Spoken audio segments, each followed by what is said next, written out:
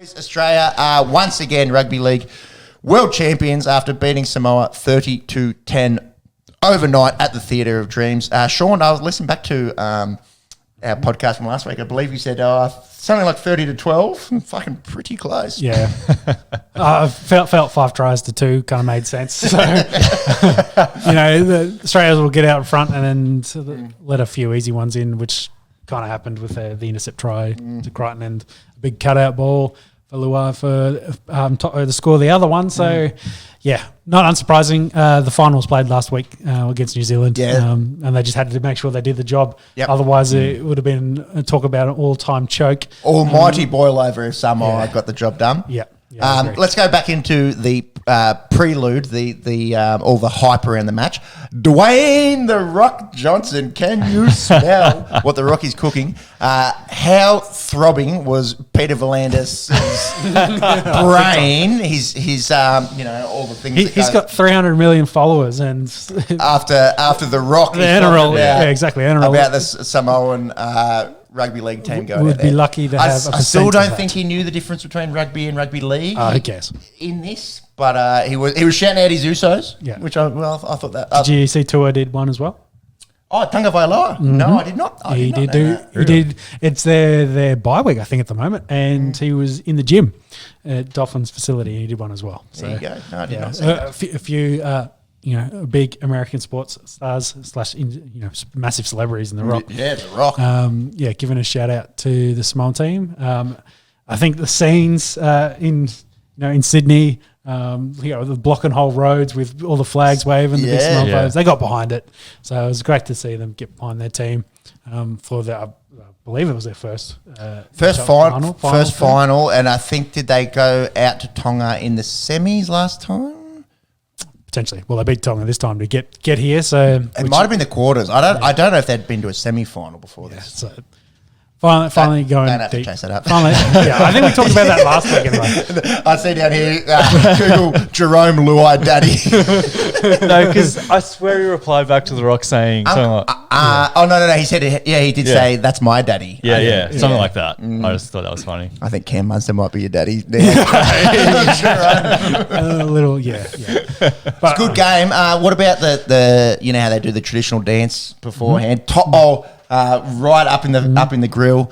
You like to see it. Well, I think that kind of shows the key difference between that and rugby, going back to the comparisons, because rugby mandates like a distance between them. They have to keep separate. So you can see why. You wouldn't want a punch on before the World Cup final. True, but I guess maybe that's the difference with this. A lot of these guys... They know each other. Really close. So you got to watch that Tonga-Samoa lead up, how they essentially doing their war dance at the exact same time coming into each other. That's like... electrifying, goosebumps. Gets you going for that game.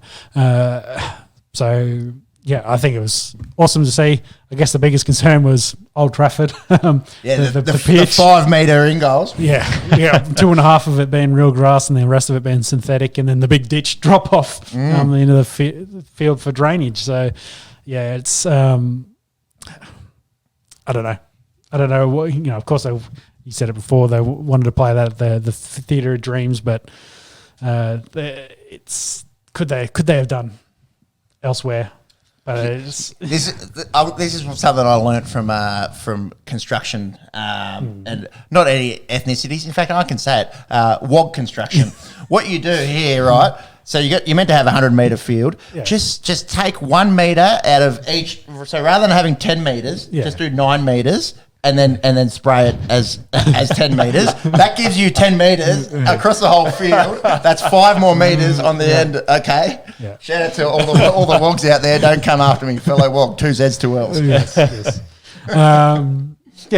Yeah, you're right. Like they could have stolen a few extra metres here and there, but Sean's just backing you up.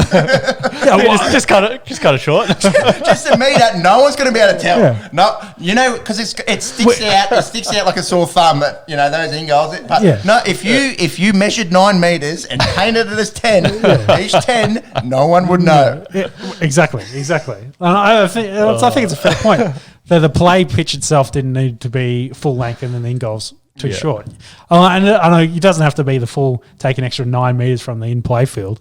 You could just take, one either end, and then you just add that in. If you paint shorter lines, like not as broad lines, and that saves your field as well, right? Yeah, true. The white line doesn't have to be as thick. Yeah, it doesn't have to be the full 10 centimeters, painted as 5. Yeah. Make it difficult for Vossi on the call. Anyway, there wasn't too much else to write home about this game. Australia did the job with what they needed to, winning their 13th. Did we work it out? I think 12th. 12th? Can you chase that up? But it's like been 9 out of the last 10. Yeah. It's we're the best country at this. Keep the domination going, and hopefully we will see some of these nations kind of keep moving their way up to get to the kind of level that New Zealand is, so we can have some competition. That's right. And that's where the rugby toffs, the RM Williams wearing, pop their collar, private school boys. That's where all they come along and say, oh, you've got no international game, international game. It's not incorrect, but yeah. Yeah, it's a fair assessment. Yeah. It's a fair assessment.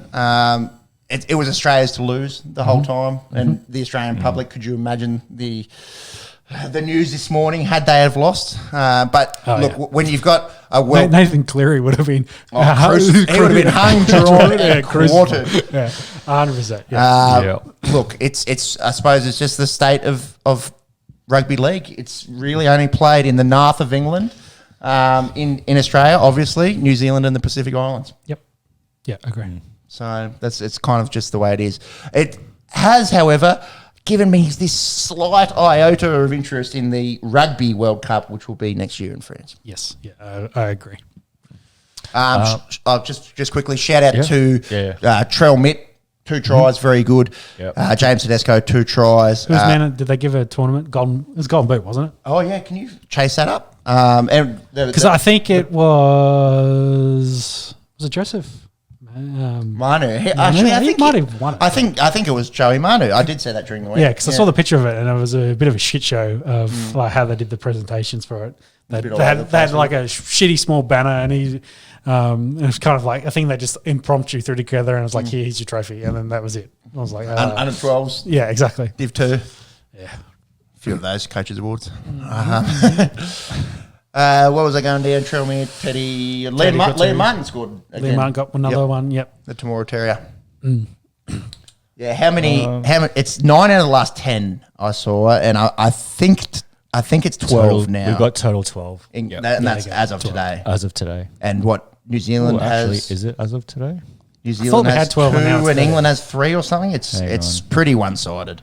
Yeah, New Zealand has 1, and Great Britain, mind you, not England. Great Britain has 3.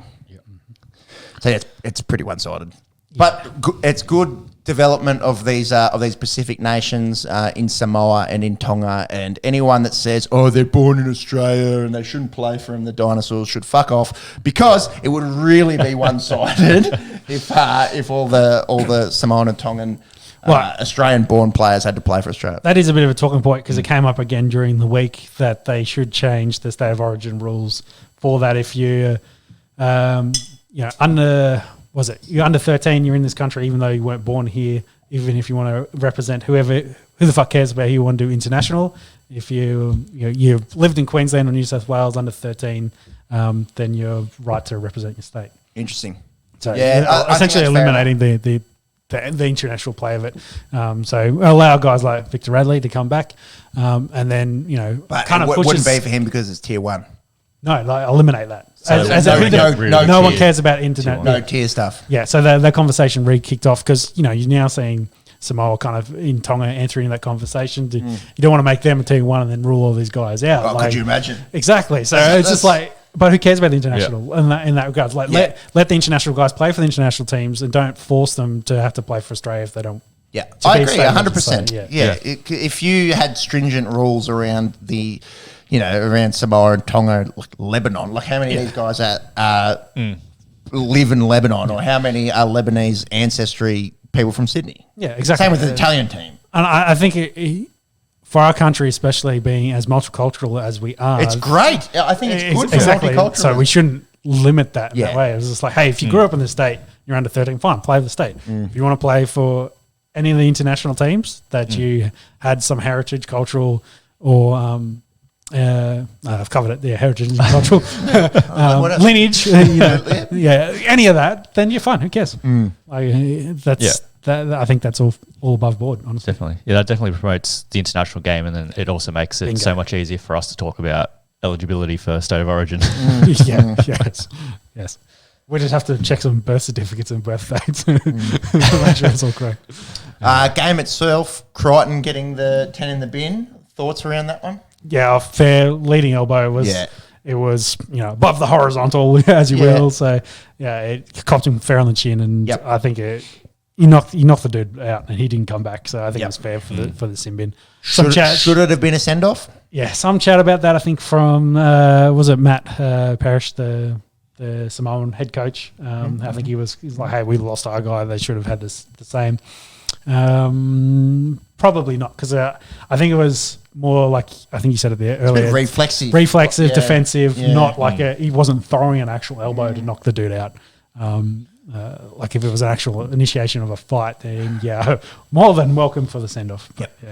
Yeah, great. I think either way, it didn't matter. And the context of this game, as they do in the World Cup, I think that was sufficient. Yeah, and in this game, it would have made a difference.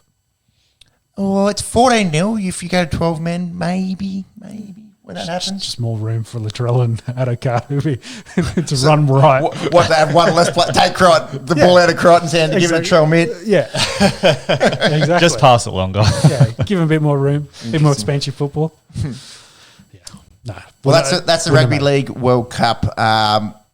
Look, I still thought it was an interesting spectacle, but obviously the international game still not quite what it is for the 15-man counterpart. Luckily, we live in this country, and obviously all three of us think the NRL is far more entertaining than local. But I will give the big caveat here was at least their fans showed up for the games and had crowds. You don't get those crowds at NRL games, that's for sure. True. Yeah. We can. Sydney. Sydney. Fucking Sydney. Too many teams in Sydney.